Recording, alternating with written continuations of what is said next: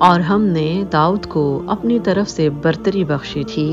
اے پہاڑوں، ان کے ساتھ تسبیح کرو، اور پرندوں کو ان کے ارد گرد جمع کر دیا، اور ان کے لیے ہم نے لوہے کو نرم کر دیا۔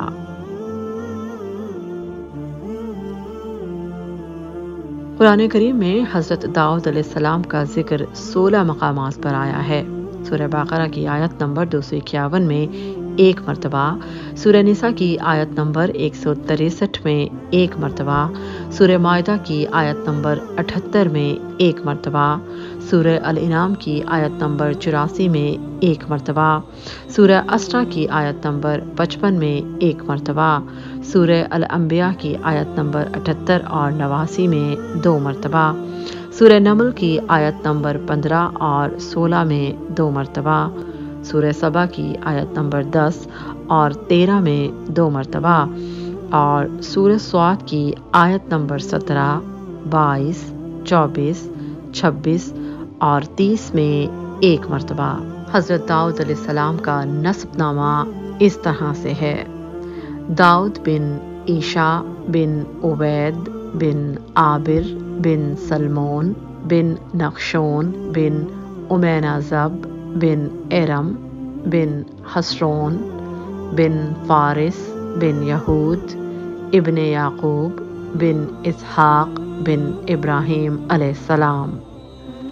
وہب بن منبع رحمۃ اللہ علیہ سے روایت ہے کہ حضرت داؤد علیہ السلام کا قد چھوٹا تھا، آنکھیں نیلی، بال کم تھے اور دل پاکیزہ تھا۔ حضرت داؤد علیہ السلام نے جالوت کو قتل کیا تو آپ علیہ السلام کو بنی اسرائیل میں عزت اور ہر دل عزیزی حاصل ہو گئی۔ آخر کار آپ علیہ السلام کو بادشاہ بنا دیا گیا۔ اللہ تعالیٰ نے آپ علیہ السلام کو نبوت بھی عطا فرمائی۔ اس طرح نبوت اور حکومت ایک ہی فرد کے حصے میں آئی، جبکہ اس سے پہلے بادشاہ اور قبیلے سے ہوتا تھا اور نبی کسی اور قبیلے سے۔ اس بارے میں قرآن کریم کی سورہ بقرہ میں ارشاد ہے: اور داؤد کے ہاتھوں جالوت قتل ہوا، اور اللہ تعالیٰ نے داؤد کو مملکت و حکمت اور جتنا کچھ چاہا علم بھی عطا فرمایا۔ ابن حریر رحمۃ اللہ علیہ کہتے ہیں کہ جب جالوت نے طالوت کو جنگ کی دعوت دی تو کہا، یا تو تم میری طرف آؤ یا میں تمہاری طرف آتا ہوں۔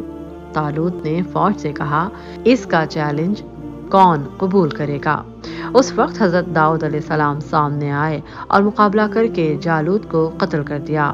وہب بن منبع رحمۃ اللہ علیہ نے فرمایا، لوگوں نے حضرت داؤد علیہ السلام کی بہادری سے متاثر ہو کر طالوت کو معزول کر دیا اور حضرت داؤد علیہ السلام کو بادشاہ بنا دیا۔ بعض کہتے ہیں کہ یہ سب کچھ شمویل علیہ السلام کے حکم سے ہوا، جبکہ بعض کا خیال ہے کہ انہیں جنگ سے پہلے ہی مقرر کر دیا تھا۔ اللہ تعالیٰ نے حضرت داؤد علیہ السلام کو بہت سی نعمتوں سے مالا مال فرمایا تھا، جن میں حسن صورت اور حسن عبادت کے ساتھ ساتھ پرندوں اور پہاڑوں کی بھی تسخیر شامل ہے۔ اسی بارے میں ارشاد باری تعالیٰ ہے، قرآن کریم کی سورہ سبا میں ہے: اور ہم نے پہاڑوں کو داؤد کے لیے مسخر کر دیا اور ان کے ساتھ تسبیح بیان کرتے تھے، اور پرندوں کو بھی تابع کر دیا تھا۔ حضرت داؤد علیہ السلام کے ہاتھ میں لوہا نرم ہو جاتا تھا۔ انہیں یہ وصف معجزے کے طور پر عطا کیا گیا تھا۔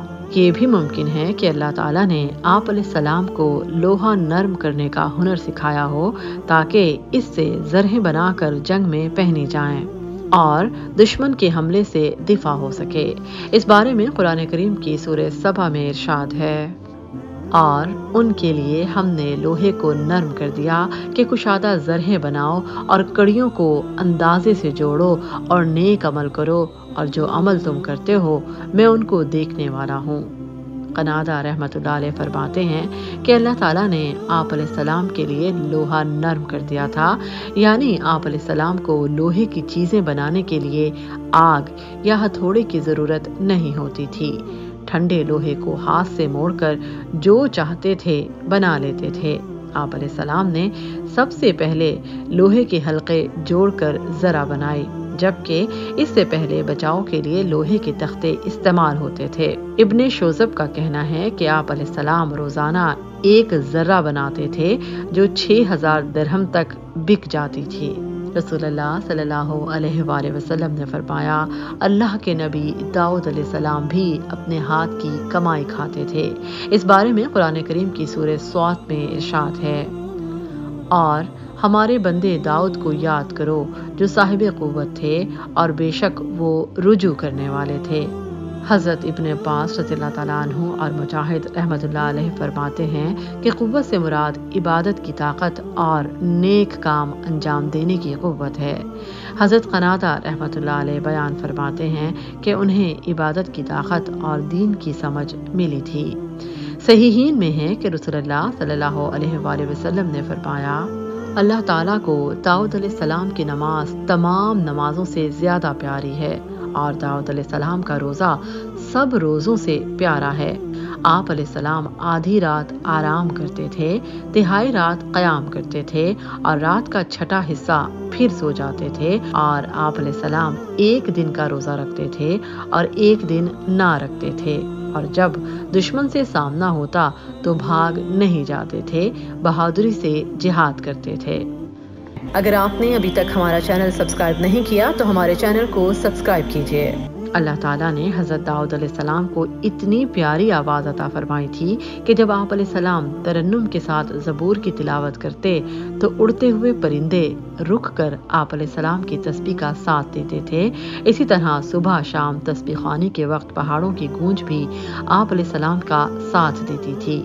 امام اوزاعی رحمۃ اللہ علیہ فرماتے ہیں کہ حضرت داؤد علیہ السلام کو اتنی پیاری آواز دی گئی تھی کہ جنگلی جانور اور پرندے آپ علیہ السلام کی تلاوت سن کر آپ علیہ السلام کے ارد گرد جمع ہو جاتے تھے۔ حضرت وہب کہتے ہیں کہ جو بھی آپ علیہ السلام کی آواز سنتا وہ جھومنے لگتا۔ آپ علیہ السلام ایسی سریلی آواز سے زبور کی تلاوت کرتے تھے کہ کسی کے کان نے کبھی ایسی آواز نہ سنی تھی۔ غرض تمام قسم کے جن و انس، پرندے اور مویشی مگن ہو جاتے تھے۔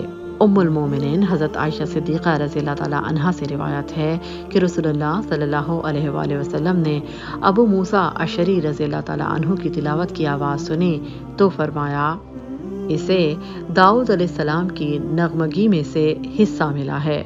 اس حسن کے ساتھ ساتھ آپ علیہ السلام کو یہ خاصیت بھی حاصل تھی کہ بہت تیزی سے تلاوت کر سکتے تھے۔ رسول اللہ صلی اللہ علیہ وآلہ وسلم نے فرمایا، داؤد علیہ السلام پر تلاوت آسان کر دی گئی تھی۔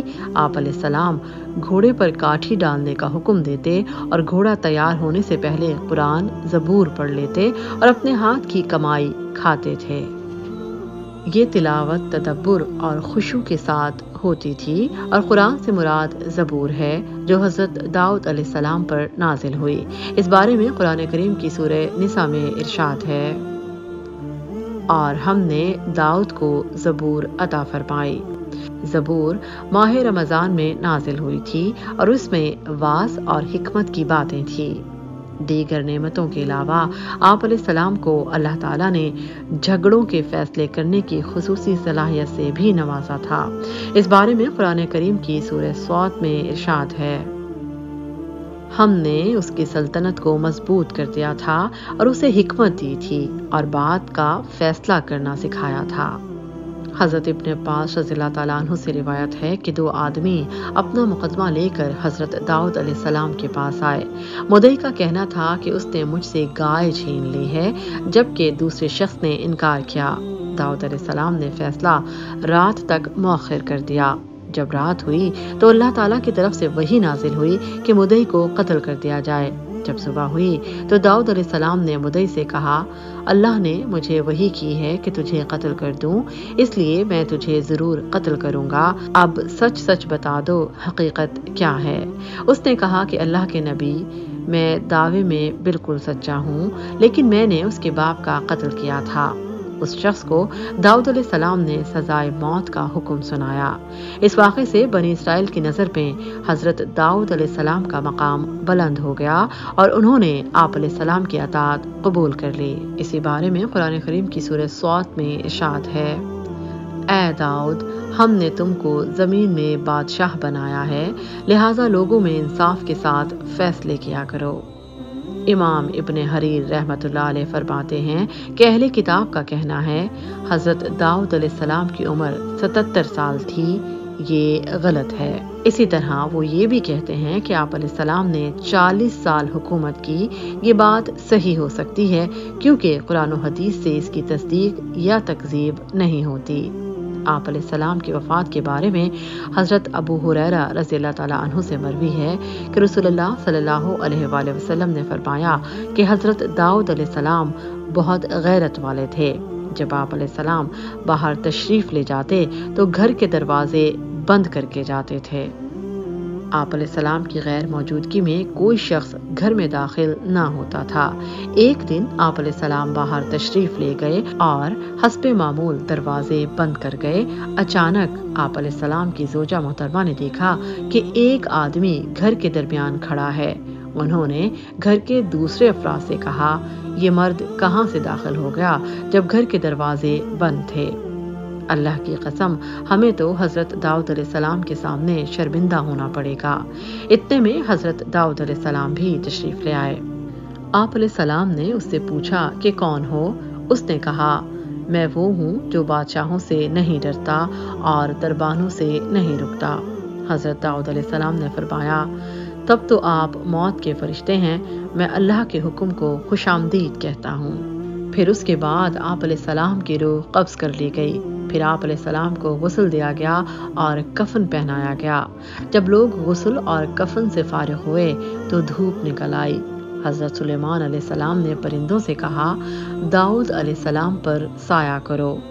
پرندوں نے سایہ کیا حتیٰ کہ زمین پر اندھیرا چھا گیا۔ سلیمان علیہ السلام نے پرندوں سے فرمایا، ایک ایک پر سمیٹ لو۔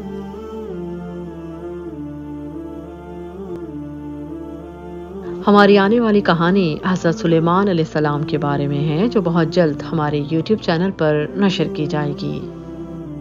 اگر آپ نے ابھی تک ہمارا چینل سبسکرائب نہیں کیا تو ہمارے چینل کو سبسکرائب کیجیے۔ شکریہ۔